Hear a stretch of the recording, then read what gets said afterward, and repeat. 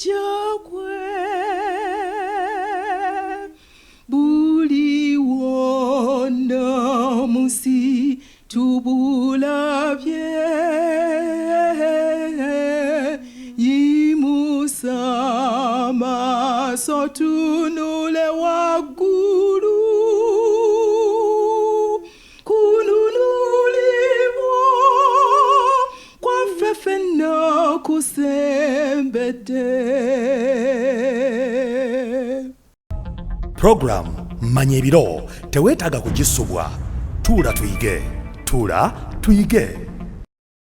Muganda wange ne mwannyinaze nkwaniriza nate olunaku olwaleero programu Manya ebiro.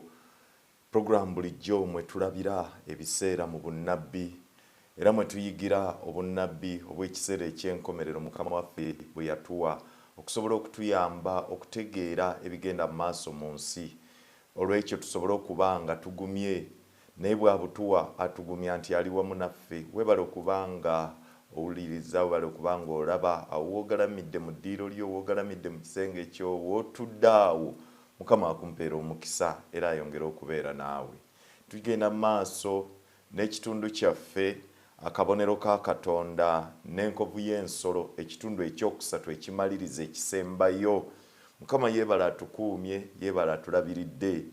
Njagala tugende okumaliriza ekitundu kino bw'oba ozze ogoberera bye tuzze tulaba, nga tulaba akabonero k'ensolo, abantu bye balowooza gye twatandikira, nga tulaba abantu bye balowooza mu kabonero k'ensolo, ne tulaba bye balowooza nga si byebyo, wabula omulabe Sitaani agezaako okuwugula abantu aleete enkovu y'ensolo nga abantu tebamanyi.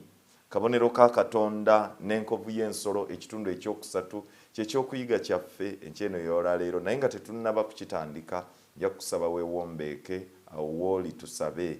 Kwebaza Katonda waffe, erinnya lyo ligulumizibwe era liweebwe ekitiibwa. Nga tugenda okutandika ebyokuyiga bino, saba Mwoyo Omutukuvu atuluŋŋamye. Nsaba otukulembere, tuwe amagezi n'okutegeera ebiva gy'oli. Tetenkanya ebyuma bulungi, ate era naffe otukozese tusobole okusembera w'oli. Abantu babawulira ekigambo kyo kino basembere w'oli. Mu linnya lya Yesu Kristo Mukama waffe bwe tusabye. Amiina. Nyongera nate okukwaniriza muganda wange ne mwannyinaze. Weebale kubanga owuliriza, weebale kubanga olaba programu eno Manya ebiro. Katonda akumpeera omukisa era akuddizeewo emirundi egiwera. Tugenda mu maaso nakugambye akabonero ka Katonda n'enkovu y'ensolo. Mu kitundu ekyokubiri we twakoma twalaba obubonero, obumu ku bubonero, sijjagamba nti bwonna twabumalayo, naye obumu ku bubonero obulaga purpose system, engeri gy'ekolamu ebintu byayo. Era obubonero obwo twabulaba obumu ku bwo nga nkola ebunye wonna, era ekitebe kyayo yakifuna kuva ku Roma enkaafiiri. Twalaba ng'omukulembeze waayo muntu wabula nga yeeyita Katonda. Twalaba ng'omukulembeze ono yeefuula okuba n'obuyinza obwa Katonda. Twalaba nga bakabona batwala ekitiibwa kya Katonda eky'okusonyiwa ebibi. Katonda yekka yasonyiwa ebibi, naye bano batwala ekitiibwa kino eky'okusonyiwa ebibi. Muganda wange ne mwannyinaze n'ebirala bingi bye twalaba, naye olw'obudde njagala tugende maaso mu kyokuyiga kino eky'olwaleero. Mu kubikkulirwa essula y'e13 olunyiriri olw'okutaano ayogera ebigambo bino ti neeweebwa akamwa akoogera ebikulu n'obuvvoozi, neeweebwa obuyinza okumala emyezi 42. Buno nno bunnabbi bwetaagamu okubala. Muganda wange ne mwannyinaze, kalenda ez'edda mu mawanga mangi tezaali na myezi gya njawulo mu nnaku. Kalenda ez'edda emyezi gyonna gyabeeranga emyezi gya nnaku 33. Kalenda ez'Abamisiri, Abahindu, Abasuuli n'Abebbulaniya bonna baabalanga ennaku 360 buli mwaka. Ng'era kitegeeza, kino kyali kitegeeza ti buli mwezi gwalinga gwa nnaku 30. Muganda wange ne mwannyinaze, Konstantini bw'amala okuleka obwakabaka bwe si kuleka bwakabaka naye bw'akyusa ekitebe eky'obwakabaka bwe n'akijja mu Vatican n'akizza Constantinople yalekawo omuwaatwa guno bw'aguleka ng'amaze okugulekawo kino kyali kitegeeza ki? Kyali kitegeeza nti walina okuddawo omuntu omulala naye agenda okukola kino. Constantine yali amaze okufuuka omukristaayo naye newankubadde yali afuuse omukristaayo kino kyali kibalo kya byabufuzi era ekibalo kye kino eky'ebyobufuzi yagenda okulaba nga ebintu tebitambula bulungi mu bwakabaka bwe. Kati bw'amala okufuuka omukristaayo mu AD 303 akyusa ekitebe kye akijja mu Vatican n'akitwala mu Constantinople. Aleka omuwaatwa aguleka mu Vatican, omuwaatwa ogw'obukulembeze aguleka mu Roma. Era omuwaatwa guno ogw'obukulembeze tegwasigala nga mwereere. Mu bunnabbi buli bwe tusomye bwe tulabye mu kusula y'e13 olunyiriri olw'okutaano agamba nti aweebwa obuyinza okufuga okumala ebbanga lya myezi 42. Naye nakugambye emyezi 42 gino gyali myezi gya bunnabbi. Emyezi gino egy'obunnabbi egyogerwako obunnabbi buno, emyezi gino gyali ennaku 1206. Emyezi 42 bw'okubisaamu 3 buli mwezi ojja kufuna ennaku 1206. Naye ennaku zino za bunnabbi. Obunnabbi bw'otusoma mu kitabo kya Kubala essula y'e14 olunyiriri olwa34 watugamba nti buli lunaku mwaka. Era bw'osoma ne mu Ezeekeri essula ey'okuna olunyiriri olw'omukaaga era nawo watugamba nti buli lunaku mwaka. Naye si buli w'osanga mu Bayibuli nti buli lunaku lutegeeza mwaka. Nedda, kiri specific kasita kijjira mu context ey'obunnabbi. Kati nga wano ti myezi 42 bwe gikyuka ne gidda mu nnaku olwo lunaku luba lutegeeza mwaka mulamba. Constantine bw'amala okudda e Constantinople kino kyali kirese omuwaatwa naye omuwaatwa ogwo gwajjuzibwa tegwasigala nga mwereere, tewasigala nga weereere. Gwajjuzibwa kutya? Bishop wa Roma yafuuka ye yajjuza omuwaatwa guno gwe baali balese mu Roma. Omuwaatwa guno agujjuza era ebiwandiiko bitulaga mu byafaayo nti Bishop wa Roma ye yajjuza omuwaatwa ogwo singa omukulembeze ogwo gwe yali aleseewo. Era omukulembeze ogwo omuwaatwa ogwo gwe yaleka ono Constantinople, omukulembeze gwe yaleka waddawo omulala ajjuzaawo era oyo yali Bishop w'e Roma. Muganda wange ne mwannyinaze omuwaatwa ogwo bw'amala okugujjuza mu mwaka 538 AD omukulembeze ayitibwa Justinian, ono ye yali kabaka owa Roma, Roman Empire. Bw'ajja ku ntebe ng'amaze okufuuka omukulembeze yakakasa obwakabaka obwa Roma. Obwakabaka buno obwa Roma bwabukakasa yakwasa mu butongole Bishop w'e Roma n'amukwasa mu butongole era bw'amukwasa mu bitongole Bizirius n'afuuka omukulembeze agatta ebyensi n'agatta n'ebyeddiini. Mu bunnabbi bwa Danieri essula ey'omusanvu tulabayo ensolo ez'enjawulo ezaali zitegeeza obwakabaka. Abababilooni baafuga, Abameedi n'Abaperusi ne bafuga abaali bakiikirirwa eddubu, Abayonaani ne bafuga abaali bakiikirirwa engo. Ate abo bwe baavaako ne kuddako Abaroma. Abaroma nga bali mu kufuga ebintu byajja bikyuka mpola mpola. Eno yali Roma enkafiiri nga bwe tuzze tulaba mu bunnabbi. Naye ekiseera kyatuuka obwakabaka bwabwe ne butandika okusasika, ne butandika okuggwamu amaanyi olw'amawanga ag'enjawulo agayitibwa the Barbaric nations agajja nga gawamba.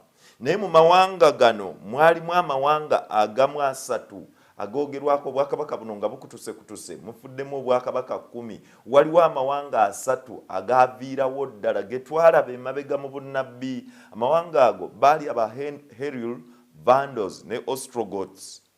Era obunnabbi bwa Danieli essula ey'omusanvu butulaga nti bano baggyibwawo obwakabaka obutono obwakayemba akatono obwasituka oluvannyuma lw'amawanga gano 10 okubeerawo.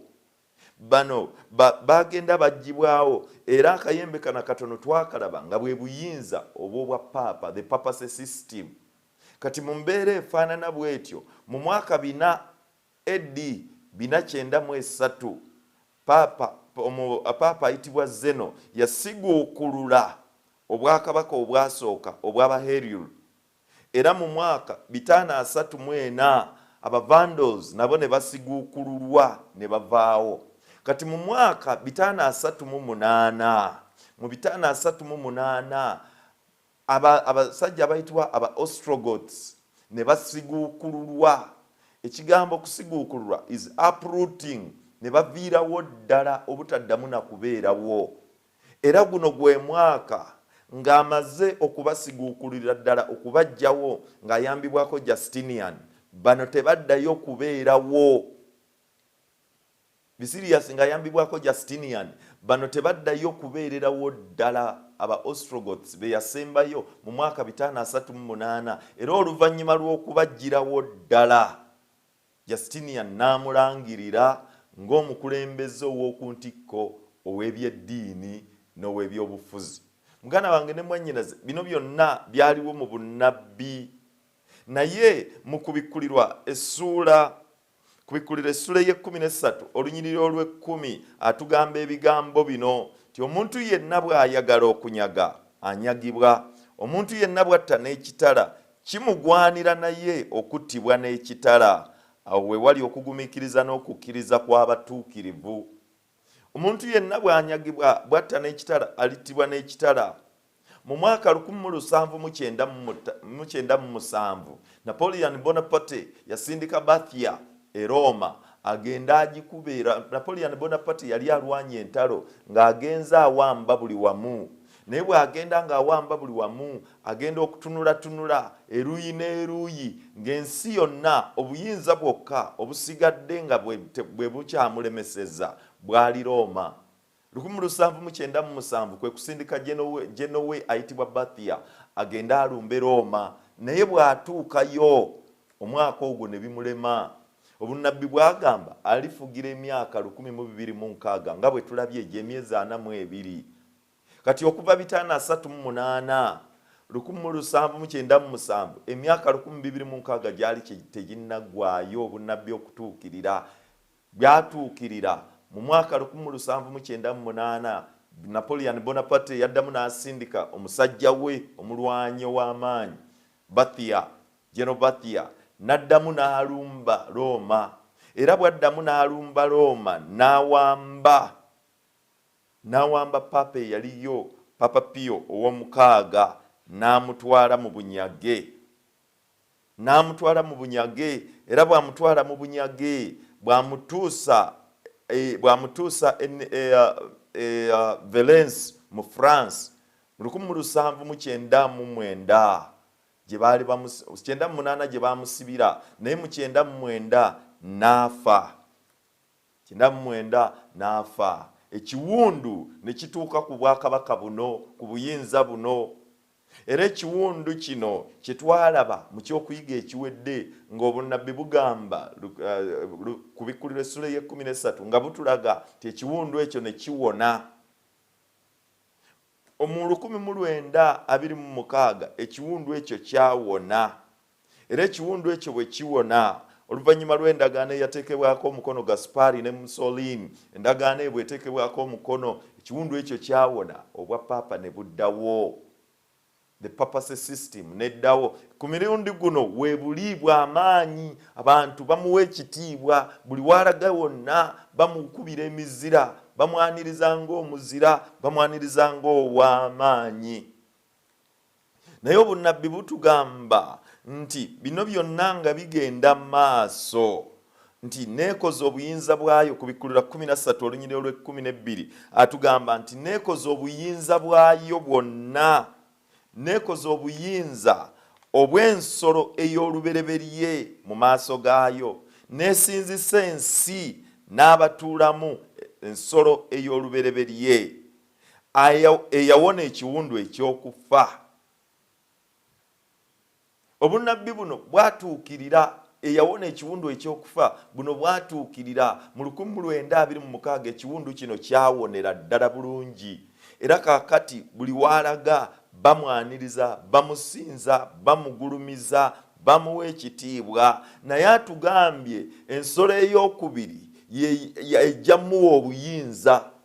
Muganda wange ne mwannyinaze, mulembe guno gwe tulimu, omulaba ayinza okuba nga alina kyapanga kye tutamanyi mu kyama, waliwo ekiyinza okuba nga kijja mu kyama.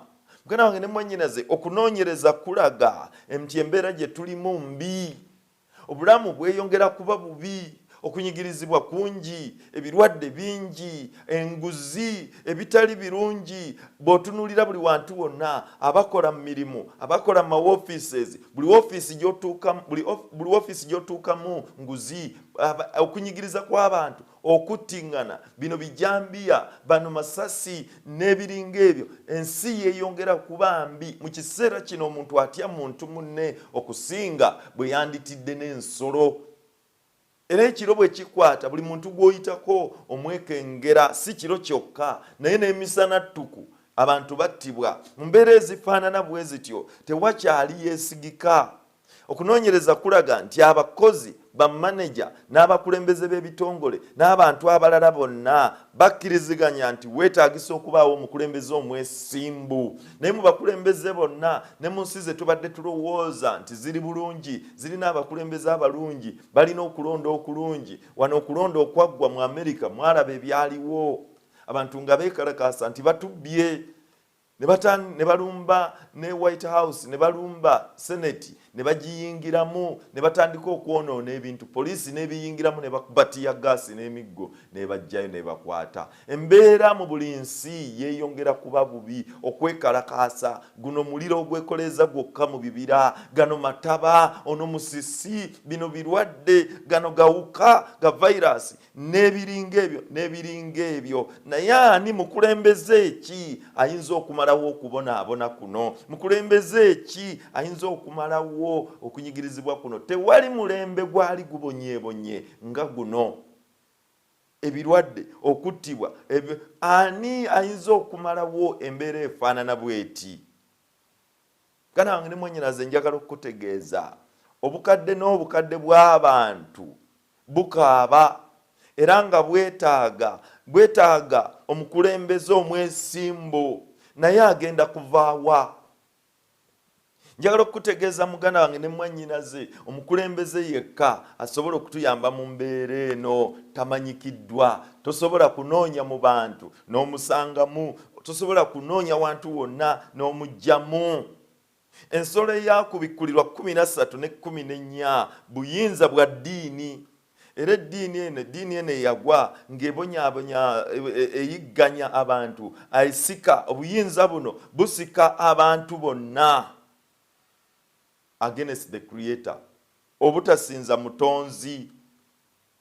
Era muganda wange ne mwannyinaze, embeera efaanana bweti ezeebeerawo, embeera efaanana bweti ezeenyigiriza abantu. Naye kubikkulirwa atugamba ebigambo bye tusaanidde okwetegereza, atugamba ebigambo bye tusaanidde okugenderera, bye tusaanidde okulaba ne tumanya biki ebigenda mu maaso. Olusuula 14 olunyiriri olw'omwenda watugamba nti malayika omulala owookusatu n'agoberera. Malayika ono owookusatu bw'agoberera alina ebigambo by'ayogera, malayika owookusatu, naye ng'abyogerera mu ddoboozi ddene, ng'awa okulabula, ng'awa abantu okulabula baleme kugezaako okukola kitali kituufu, baleme kugezaako okusinza birala byonna. Ensi ng'ejjudde enguzi, ensi ng'ejjudde ebitali birungi, ensi ng'ejjudde okubonaabona, ensi ng'ejjudde okunyigirizibwa, ensi ng'ejjudde embeera ezo zonna. Ani ayinza okutuyamba? Olunyiriri luno olw'omunaana n'olw'omwenda lutulaga ebigambo, ng'ayogera ebigambo bino malayika ono eyabuuka okuva mu bbanga, abuukira mu bbanga ery'eggulu, agamba ebigambo ng'agamba abantu bonna abatuula ku nsi, abali buli wantu wonna, ng'abawa okulabula, ng'abawa okwegendereza, ng'abawa obutagoberera nkola eno, ng'abagamba baleme okusinza ensolo eno, ng'abawa okulabula nti singa omuntu yenna kamutanda n'anywa ku kikompe ekyo. Katutandike n'olunyiriri olw'omusanvu. Olunyiriri olw'omusanvu lutandika ne malayika ow'olubereberye ng'ayogera n'eddoboozi ddene nti mutye Katonda, mumusinze yakola eggulu n'ensi n'ennyanja n'ensulo ez'amazzi. Malayika ono ayita abantu kusinza Katonda, baleme kusinza kintu kirala kyonna. Olw'omunaana olw'omwenda lugamba ne malayika omulala ow'okusatu n'agoberera, naye olw'omunaana lwogera ku malayika omulala ayogera ebigambo ng'alabula okugwa kwa Babuloni, naye olw'omwenda lwensinga okwagala agamba nti ne malayika omulala ow'okusatu n'agoberera ng'ayogera n'eddoboozi ddene nti omuntu yenna bw'asinza ensolo n'ekifaananyi kyayo era bw'akkiriza enkovu ku kyenyi kye oba ku mukono gwe, oyo naye alinywa ku mwenge gw'ogw'obusungu bwa Katonda ogufukibwa ogutatabulwamu mazzi mu kikompe eky'obusungu bwe, era alibonyaabonyezebwa mu muliro n'ekibiriiti mu maaso g'abamalayika abatukuvu ne mu maaso g'omwana gw'endiga. Muganda wange ne mwannyinaze, kuno kulabula okuva eri Katonda ow'okwagala. Katonda ajjudde ekisa, Katonda ajjudde okusaasira, Katonda ajjudde obulungi obwereere. Omulabe wa Kristo, omulabe w'ensi eno, Katonda agezaako kulabula bantu aleme kubabuzaabuza. Njagala okugamba muganda wange ne mwannyinaze, kuno kuyita okusemberayo ddala abantu baleme okusinza mu kusinza okufu, mu kusinza okukyamu. Abantu nga kubayita okukomawo mu kusinza okutuufu, okusinza Katonda yekka, okusinza oyo omutonzi w'eggulu n'ensi, okusinza ye yekka eyabiteekawo, nga tebasinza kirala kyonna. Kyova olaba agamba mu lunyiriri olw'omunaana nti ne malayika omulala ow'okubiri n'agoberera ng'ayogera nti kigudde Babuloni ekinene ekyanywesa amawanga gonna ku mwenge gw'obusungu bw'obwenzi bwakyo. Newankubadde ng'ebyo byonna bijja kubeerawo, naye malayika alabula kino ekibuga kijja kugwa. Omwenge gw'obusungu twalaba nti omwenge njigiriza, enjigiriza enkyamu. Twalaba nti obwenzi kitegeeza okusinza ebifaananyi, okusinza ensimbi, okusinza emmotoka yo, okusinza obugagga bwo, okusinza ekintu kyonna, okusinza omuntu obuntu, naye nga tosinziza Katonda. Mu mbeera efaanana bw'etyo, omuntu yenna bwe yeeteekawo okuba nga yasinzibwa aba awabya abantu. Bw'ayeeyita Katonda aba awabya abantu okubajja kusinza okutuufu basinze ye. Musonyiweko. Kyova olaba malayika oli asooka awa kulabula abantu baleme kusinza kintu kirala kyonna, basinze Katonda yekka. Mu kuyigganyizibwa kuno, mu kunyigirizibwa, Roma bwe yali esasika biki yakola etya? Roma ng'eggwamu amaanyi, ng'amawanga gagenda gaginyigiriza, gagenda gagiwamba eno n'eno, gagenda gagisindiikiriza, egenda ekutukakutukamu mu kugezaako okutaasa obwakabaka bwe. Constantine yakozesa ddiini okugatta abantu, era ng'akozesa eddiini okugatta abantu, ebyaddamu byali biriwa? Ebyaddawo bye bino, ng'akozesa eddiini okugatta abantu. Yeefuula omukristaayo, yayisa etteeka erisooka erikwata ku Sande, newankubadde nga ye yali aliyisizza nga lya bwakabaka bwe, lya bwabufuzi. Bannaddiini ekkanisa n'eriteekesa mu nkola. Ekkanisa bw'eriteekesa mu nkola n'etandika okunyigiriza abantu ku kifuba basinzenga ku Sande. okuva 538 bwe batwala obuyinza Justinian nga bawadde obuyinza okumala emyaka 1206 ekigambo kya Katonda ne kifuuka nga tekikyakozesebwa naye obulombolombo obw'abantu nga bwe bukozesebwa mu bulombolombo buno obw'abantu abantu ne banyigirizibwa ne bava kusinza okutuufu ne batatandika kusinzanga Katonda. Omuntu yenna, when man assumes himself to be God, omuntu yenna bwe yeefuula Katonda, Bayibuli etugamba nti obwo buba buvvoozi. Yokaana 11 bw'atyo bw'atugamba obwo buba buvvoozi. Abavvodde Katonda, okuvvoola kitegeeza ki? Okuyisaamu oli amaaso, okumussa wansi n'omuteeka wansi w'ebigere ebyo, okumusambirira, okumusiimulizaako ebisooto. Muganda wange ne mwannyinaze, ekkanisa eno netandika okuteekesa mu nkola etteeka lino, naye mu kuliteekesa mu nkola abaagiwakanyanga ng'ebatta bussi. Eddiini yafuuka eddiini entongole. Omuwandiisi omu ayitibwa Arthur awandiika ebigambo bino mu kitabo kye bayita The Paganism in Our Christianity. Paganism in Our Christianity, page 145, agamba ebigambo bino. Ekkanisa yafuula Sunday okuba olunaku lwayo olutukuvu, era ng'ensonga esinga obukulu kubanga lwe lwali olunaku lw'emikolo gy'enjuba. Era yali nkola y'Abakristaayo mu kiseera ekyo okutwala ennaku z'ekikaafiiri abantu ze baayagalanga ennyo mu bulombolombo bwabwe ne baziwa amakulu ag'Ekikristaayo. Ng'amaze okuyisa Sunday law, Constantine ng'amaze okugiyisa, ekkanisa yagitwala bukolokolo, yatunula ng'eraba eno waliyo abantu bangi. Ekkanisa yatandika okunoonya popularity mu kifo ky'okunoonya okusinza Katonda, yatandika okunoonya ettutumu, yatandika okunoonya abagoberezi mu kifo ky'okunoonya ky'okubuulira enjiri abantu bategeere Katonda. Olwekyo muganda wange ne mwannyinaze mu mbeera efaanana bw'etyo, omuwandiisi ono kyava agamba nti since the change of the Bible Sabbath was instituted by a church-state union in the early centuries, worship on the first day of the week is the sign of papal authority. Ti olw'okubanga sabbiiti eya Bayibuli yaggyibwawo okugikyusa n'ekyusibwa olw'okubanga ebyobufuzi, ekkanisa n'ebyobufuzi byali byegasse mu byasa ebyasooka, okusinza ku lunaku olusooka mu wiiki ke kabonero, y'enkovu, bwe buyinza, gemaanyi, bwe buyinza obulaga ke kabonero akalaga obuyinza obwa papacy system. Si papa, si bakatuliki, si kintu kirala kyonna, si bantu, naye buyinza obwa papacy system, enkola egatta ebyobufuzi n'eddiini. Olwekyo muganda wange ne mwannyinaze, ebintu bino byonna nga bigenda mu maaso okukyusa etteeka lya Katonda, omuntu oba ekibiina ky'abantu kiteekwa okuba n'obuyinza obw'obulimba, false power, nga basuubirwamu obuyinza obw'obulimba okusinga ku buyinza bwa Katonda. Olwekyo muganda wange ne mwannyinaze, ekkanisa eno ey'e Roma egamba nti Sande lunaku lwayo olulaga obuyinza bwayo mu by'eddiini. Si lunaku lwa kkanisa nedda, si lunaku lwa Katonda nedda, naye lwayo nga yo. The papacy system egamba nti obwo buyinza bwayo, bulaga buyinza bwayo mu by'eddiini. Katugende maaso. Omuwandiisi ono ayitibwa Gaston Segal mu kitabo Plain Talk About Protestantism of Today.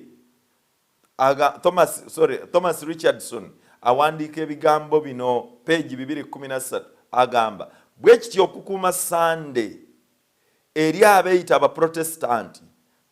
Abaprotestanti be baluwa. Abaprotestanti ge madiini gonna agaasituka mu kiseera ekya Reformation, ekkanisa okudda obujja ng'eddayo ku musingi ogwa Bayibuli.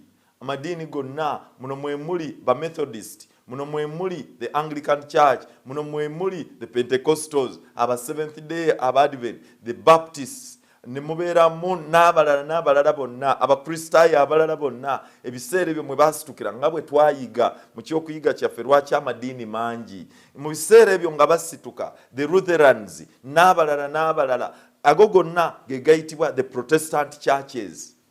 Kati amakanisa ago ga protestinga ki?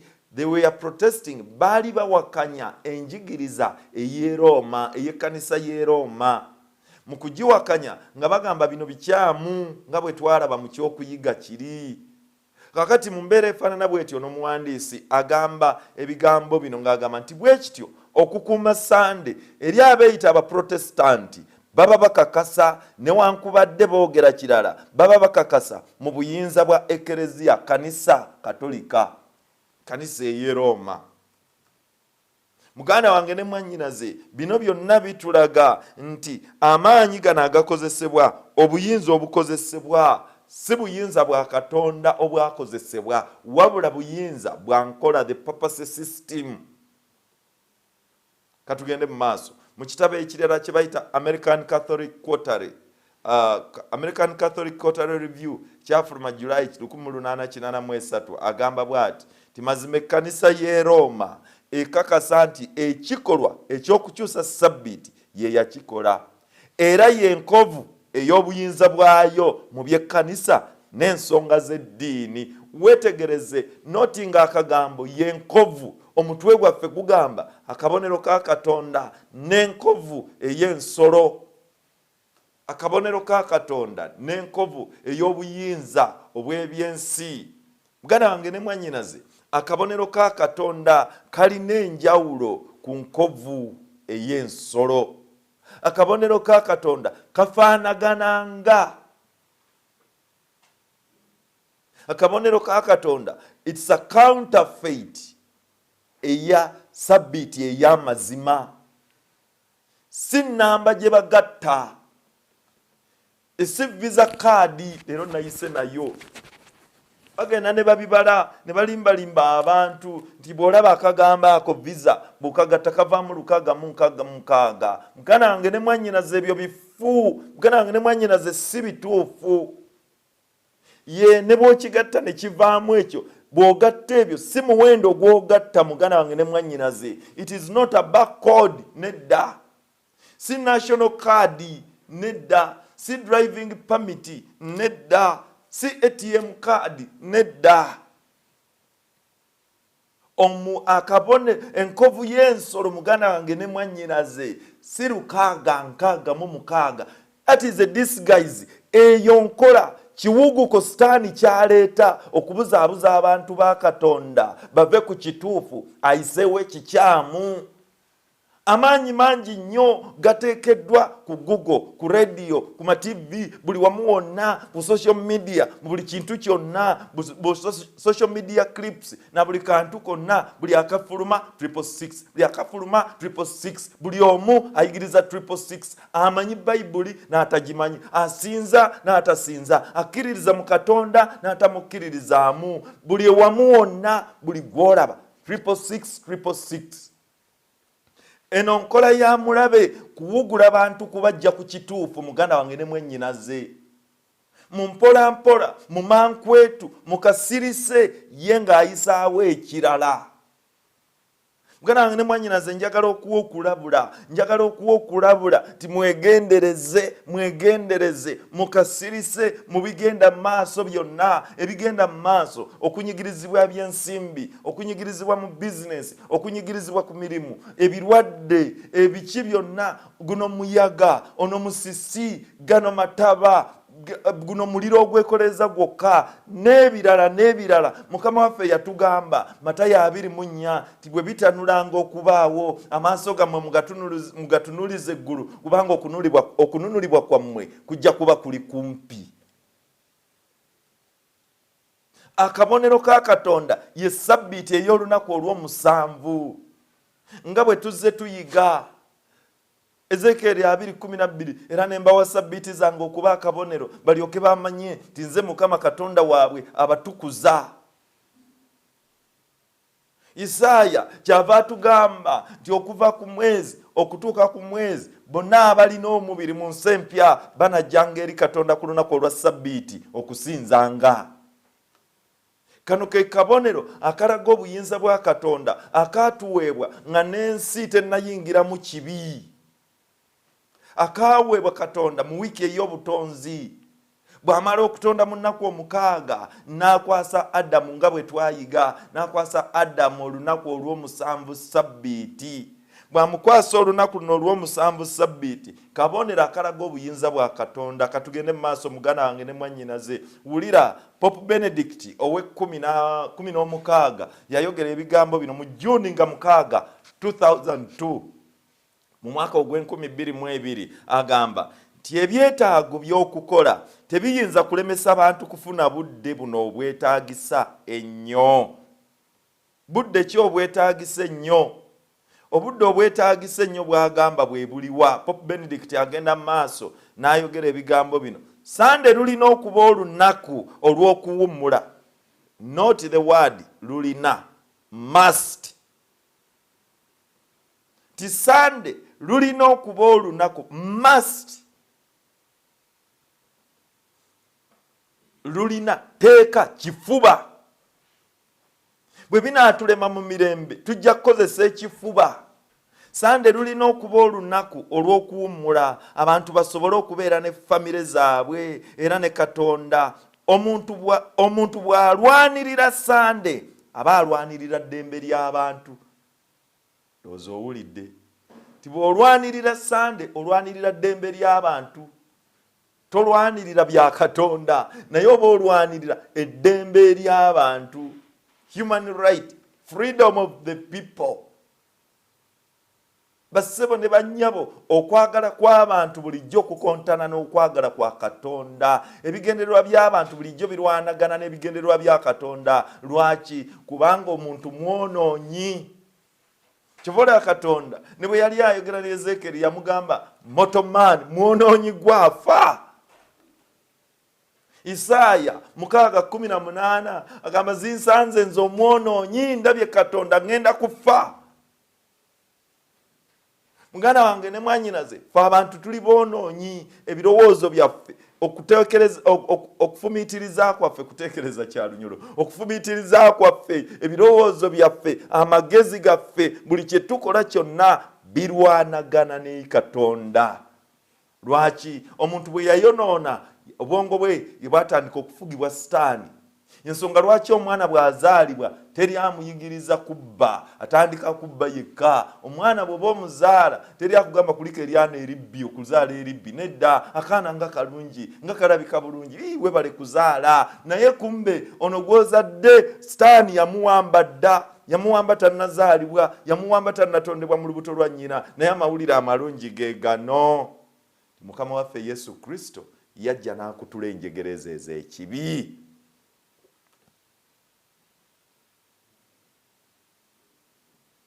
Waliwo alina akabonero kano. Olwekyo tulabye bino byonna. Sande ke kabonero y'enkovu y'ensolo. Akabonero ka Katonda ye sabbiiti. 6:6 si y'enkovu y'ensolo. Muganda wange ne mwannyinaze, teri agenda kussaamu microchip mbu bagende nga bagigirako ati bagambe nti ono alina enkovu y'ensolo. Oswadde si byebyo. It is about kiri kukusinza lunaku ki lw'osinzirizaako. Sabbiiti ey'amazima oba olunaku olwateekebwawo omuntu ng'akozesebwa Sitaani, olwateekebwawo enkola ey'abantu nga bakozesebwa Sitaani.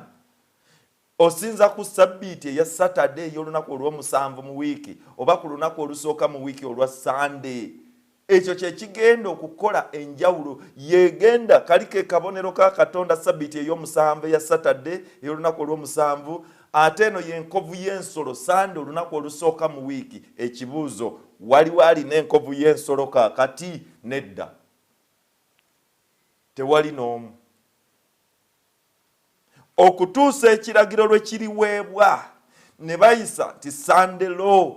Bino byonna ebizimbibwa abantu nga baweddemu ensa, abantu baweddemu empisa, kye bava bakuŋŋaana balaba eno sisitimu y'erimu abalina ku mpisa. Eno sisitimu y'erimu omukulembeze waayo yalabika nga ow'emirembe. Kuba buli wagenda ayogera mirembe mirembe. Naye omuwandiisi omu yatugamba history repeats itself. Ebyafaayo bitulaga ti mu dark ages mu biseera ebyekizikiza 538 okutuuka 1798 okumala emyaka 2006 abantu battibwa naye ng'abatta yaliwa the papacy system, enkola ey'obwa paapa. It is an intolerant system, tegumiikiriza. Bino ebikola neraga nti yaddembe lwakuba tennaba kuweebwa buyinza. Naye Bayibuli egamba mu kubikula essula y'e13 ti ensolo ey'okubiri nekozesa amaanyi gonna n'obuyinza bwonna obw'ensolo ey'olubereberye. Twayiga ku America ejja kukozesa amaanyi gaayo gonna n'obuyinza ng'ekolanga ensolo ey'olubereberye the papacy system mu myaka dark ages ejja kukozesa obuyinza obwo bwonna eyise ebiragiro, batandika okuyisa ebiragiro in this guise of okukuuma obutonde bw'ensi, in this guise of okuleeta emirembe mu nsi.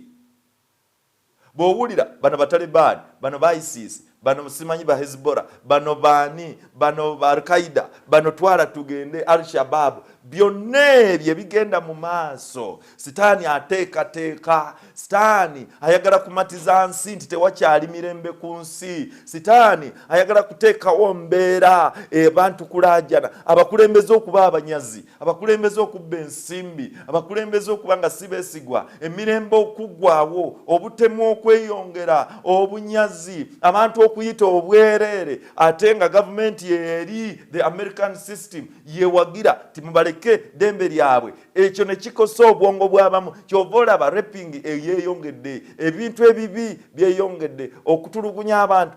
Obwongo bw'abantu bw'otunuulira mu nsi yonna, ga firimu agabi gavaawa Hollywood,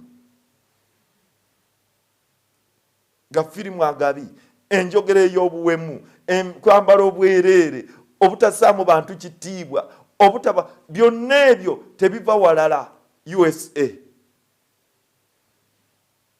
Ebyo byonna biraga ki?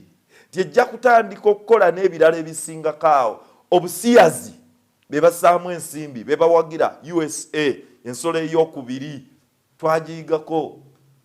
Kati ebyo byonna bitulaga muganda wange ne mwannyinaze tiwaliwo ekijja. Katugende maaso n'ekyokuyiga kyano. Muganda wange ne mwannyinaze mu kiseera kino tewali alina kabonero ka nsolo. Naye ekitabo kyakubikkulirwa kitulaga bulungi nnyo nti wajja kubaawo ekiyitibwa international crisis.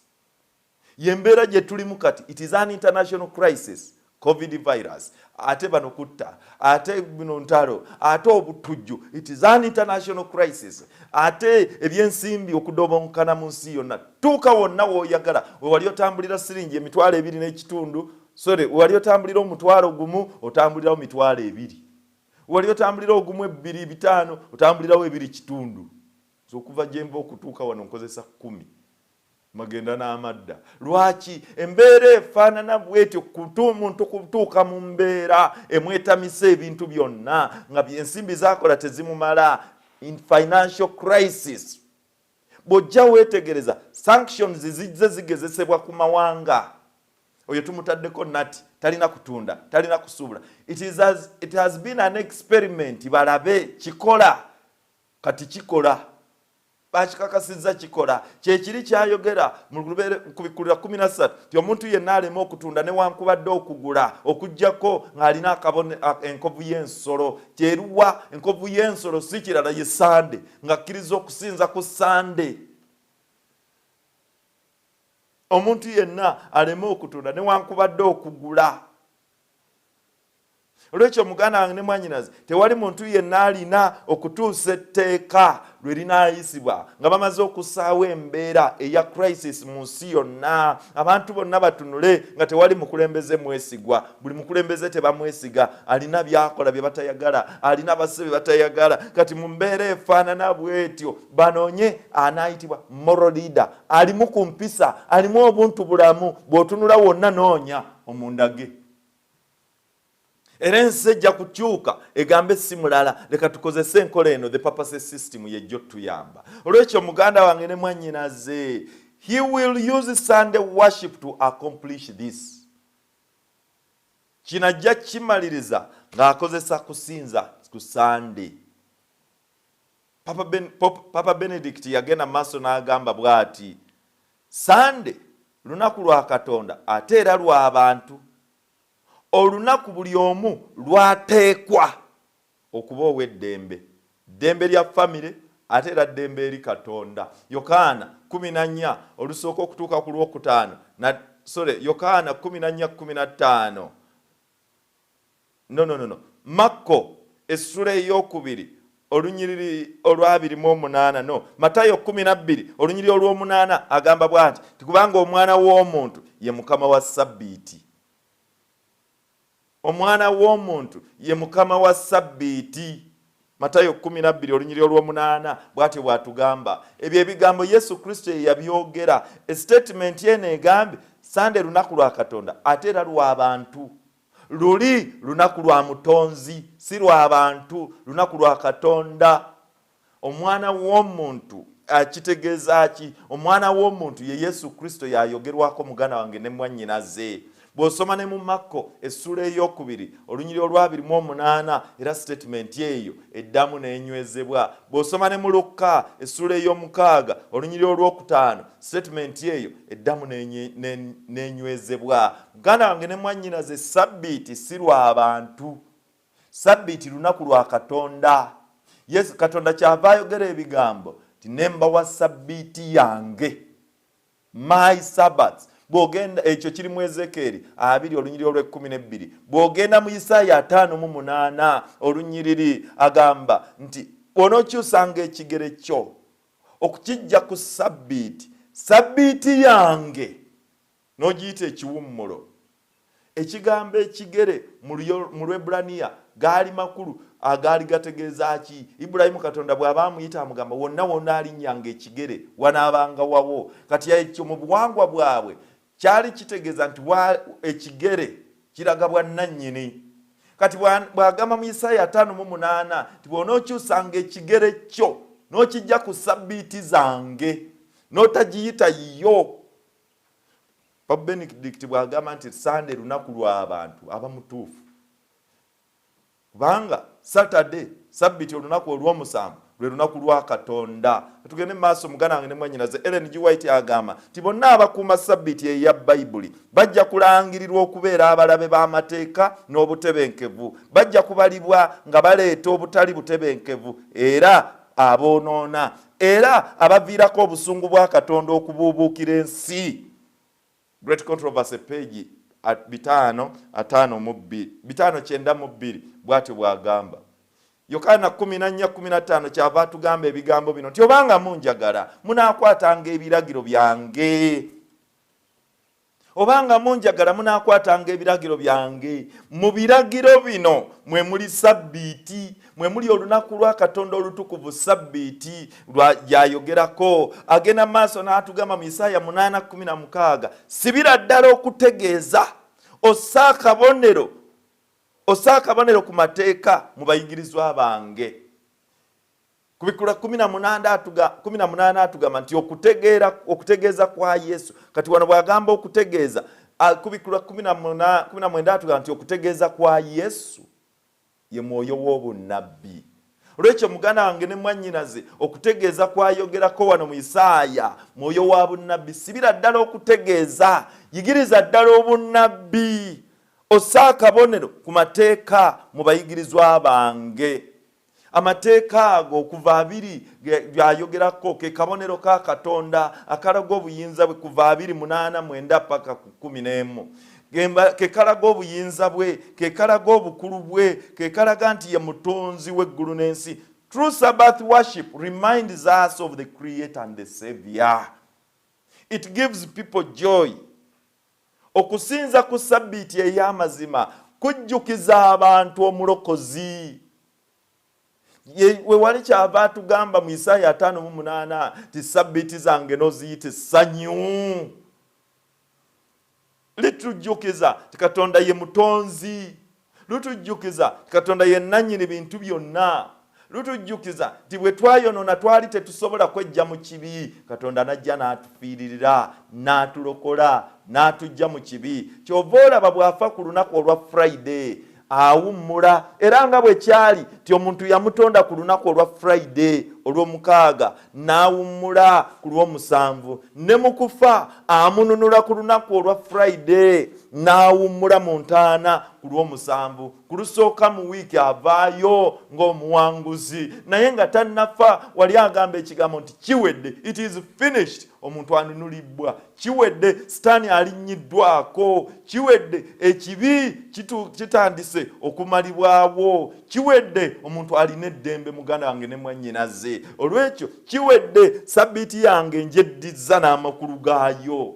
Olwekyo muganda wange ne mwannyinaze, sabbiiti eno kikulu nnyo okutegeera ti lwe lunaku lwa Katonda olutukuvu lwe yawa abantu bonna. Kubikkulirwa essula ey'omusanvu olunyiri olusooka paka ku lwokusatu agamba bw'ati: oluvannyuma ne ndaba bamalayika bana nga bayimiridde ku nsonda nnya ez'ensi, nga bakutte empewo nnya ez'ensi, empewo yonna ereme okukunta ku nsi, newankubadde ku nnyanja, newankubadde ku muti gwonna. Empewo mu bunnabbi kitegeeza ntalo.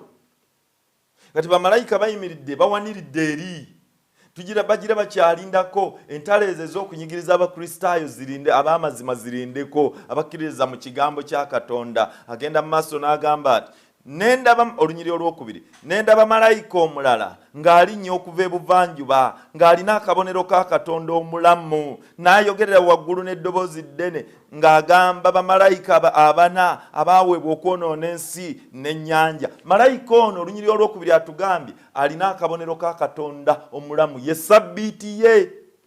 Akuta akabonero ka Katonda omulamu sabbiiti, ng'ayogera nti temwonoona nsi newankubadde ennyanja newankubadde emiti, okutuusa lwe tulimala okuteeka akabonero abaddu ba Katonda waffe ku byenyi byabwe. It is a symbol of region. Bamale of reason. Lindako tumale okuteeka akabonero ka sabbiiti ku bantu baffe, tumale okuginyweza, naye agambye ku byenyi byabwe. Wetegereze akabonero k'ensolo bwe twakayiga kali mu kyenyi ne ku mukono. Genda oddemu osome ku Bikkulirwa 13 kuva ku lunyiri lwa 16. Kali mu kyenyi ne ku mukono. Akabonero ka Katonda kali mu kyenyi wokka. Twayiga ensonga lwaki. Akabonero ka Katonda, kabonero akalaga, it is a symbol of reason. Kalaga okulowooza kw'omuntu, kalaga okusalawo kw'omuntu, kalaga eddembe ly'omuntu okusinza ky'ayagala. The seal on the forehead alone kali mu kyenyi wokka. Naye enkovu ye erine ku mukono, eri ku mukono, erine mu kyenyi. Sabbiiti eno yatuweebwa ku butonzi. Sabbiiti bwe tuweebwa ku butonzi nga n'ekibi tekinnaba kubeerawo, muganda wange ne mwannyinaze, ate era kabonero akalaga perfect work of God's creation, perfect work of man's salvation, ng'anunulibwa Yesu Kristo. Muganda wange ne mwannyinaze, ensi egenda kwegatta n'ekkanisa. Ebyobufuzi bigenda kuddamu byegatte. Ekkanisa ey'amaanyi mu nsi yonna esindiikiriza, eteeka enkuŋŋaana buli kiseera, kati nkuŋŋaana nga kyenoonya kiki? Church state unification. Amadiini gonna geegatte. Ekozesa ebyamagero eby'obulimba, ng'ekozesa America bakozesa ebyamagero eby'obulimba. Muganda wange ne mwannyinaze, bino byonna nga bigenda mu maaso. Ku Bikkulirwa 11:15 atugamba malayika ow'omusanvu n'afuuwa. Wetegereze ebibonyoobonyo nga bigenda mu maaso.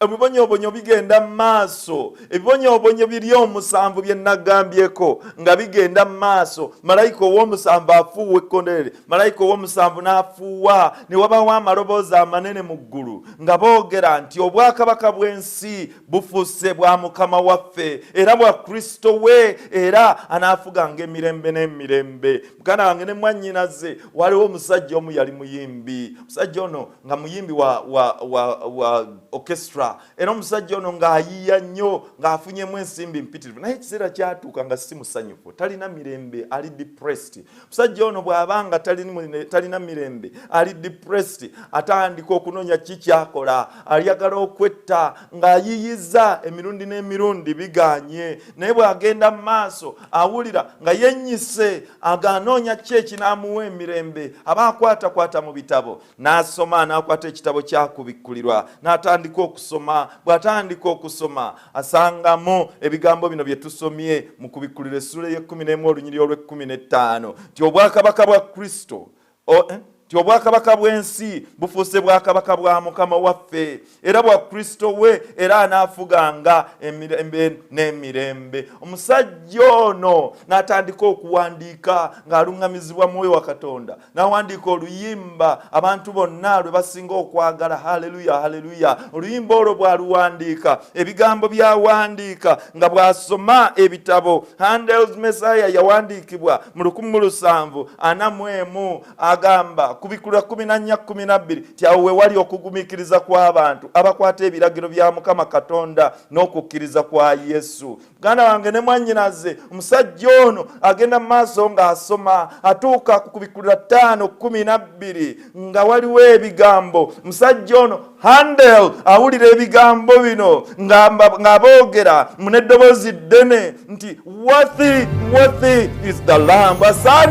Asaanidde omwana gw'endiga eyattibwa okuweebwa obuyinza n'obugagga n'amagezi n'amaanyi n'ettendo. Muganda wange ne mwannyinaze n'ekitiibwa n'omukisa bw'asoma ebigambo bino naye yongera okuwandiika. Agenda maaso n'asoma ku bikkulirwa 19 olw'omukaaga nga mulimu ebigambo ebigamba nti nempulira eddoboozi ly'ekibiina ekinene era ng'eddoboozi ly'amazzi amangi era ng'eddoboozi ery'okubwatuka okw'amaanyi nga byogera nti haleluya kubanga Mukama wa Katonda waffe omuyinza w'ebintu byonna avuga.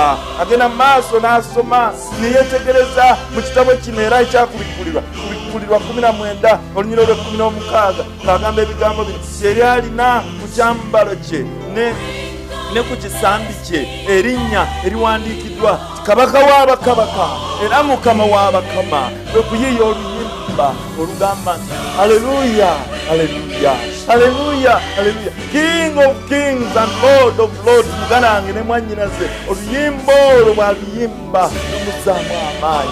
Oluyimba olwo bwe yaba aluyimba ne lumuzaamu essuubi. Byonna ebyali bigaanyi, byonna ebyali bimunyigiriza ng'ali mu kunyigirizibwa ng'ayagala na kwetta essuubi ne likomawo buto. Muganda wange ne mwannyinaze kabaka si muntu agenda okukomyawo emirembe mu nsi. Kabaka si muntu agenda okukomyawo essanyu mu bulamu bwo. Kabaka si muntu agenda okuyisa mu kiseera ekizibu. Kabaka si muntu anaakuyisa mu bibonyoobonyo omusanvu. Kabaka si muntu wabula ye mwana gw'endiga yalwana ne Setaani n'amuwangula. Ye Yesu Kristo, King of kings and Lord of lords, kabaka w'abakabaka era Mukama w'abakama. Muganda wange ne mwannyinaze embeera eno okuddamu okutereera, ensi eno okuddamu okufuna emirembe tewali mulala yenna wabula Yesu Kristo yagenda okuddamu okutuwa emirembe. Okubonyaabonya kujja kubaawo, okunyigiriza kujja kubaawo, emirembe gigenda kweyongera kubula. Naye agamba bali babawoza mirembe olwo omwana w'omuntu n'alyoka alabikira mu mirembe. Yatusuubiza nti agenda kudda, yatusuubiza nti akomawo okutwala abo abaamulindirira. Kubikkulirwa 14:12 kyava tugamba atya kyawo we wali amala okugumiikiriza kw'abatuukirivu abakwata ebiragiro bya Katonda. Okugumiikiriza kw'abatuukirivu kwe kuliwa. Okugumiikiriza kw'abatuukirivu muganda wange ne mwannyinaze kwe kukkiriza kwa Yesu Kristo. Okukkiriza kwa Yesu Kristo okwo kunaatunyweza mu kiseera kino ekizibu, okunaatuwanguzisa ensi eno ey'ekibi. Mukama yekka yasobola okutuyisa mu kino. Weekwate kabonero ka Katonda, nywerera kuko lwokka lwojja okuwangulira. Tokkiriza Setaani kukubuzaabuza na binamba 666. ye mu Bayibuli mwebiri naye kirina makulu malala. Akabonero ka Katonda egenda kubeera sabbiiti, eri sabbiiti yali sabbiiti era ejja kubeera sabbiiti. Enkovu y'ensolo muganda wange ne mwannyinaze lwe lunaku olw'okusinza olutali lutuufu olwa Sande. Nywerera ku kituufu ove ku bulimba. Mukama nsaba akusituliza, akwakiza amaaso ge, akuyimusiza amaaso ge, akulaga ekisa kyakuwa omukisa. Mukama nsaba akusitulira obwenyi bwe, akuwa emirembe. Mukama nsaba akusituliza amaaso ge, akuwa essanyu ng'ogoberera ekituufu. Muganda wange ne mwannyinaze tewali kituufu kirala kyokka wabula ekiri mu Bayibuli, ekigambo kya Katonda ekikulu. Mukama akuwa omukisa ku bwa Yesu Kristo Mukama waffe. Leka tusabe.